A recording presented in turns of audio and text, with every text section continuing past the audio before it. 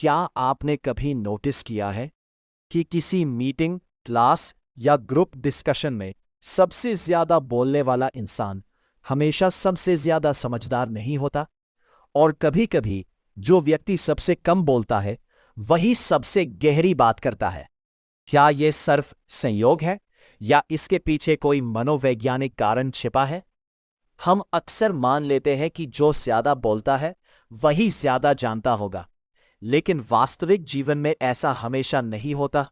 कई लोग इसलिए कम बोलते हैं क्योंकि वे पहले स्थिति को समझना चाहते हैं।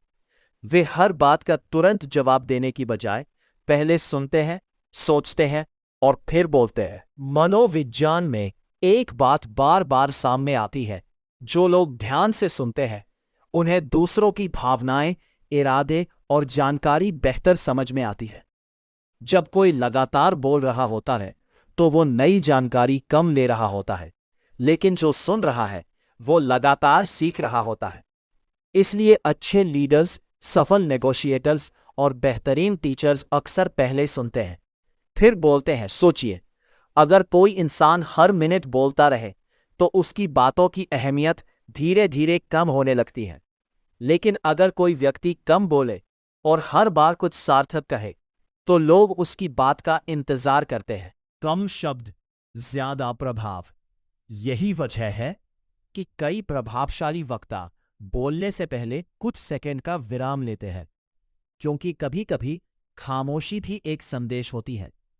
लेकिन इसका मतलब ये बिल्कुल नहीं है कि हर शांत व्यक्ति जीनियस होता है या हर ज्यादा बोलने वाला कम बुद्धिमान। बुद्धिमानी इस बात में नहीं है कि आप कितना बोलते हैं, बल्कि इस बात में है कि कब बोलना है, क्या बोलना है और कब सिर्फ सुनना बेहतर है। तो अगली बार जब आप किसी शांत व्यक्ति से मिलें तो उसे कमजोर या कम जानकार समझने की जल्दबाजी मत कीजिए।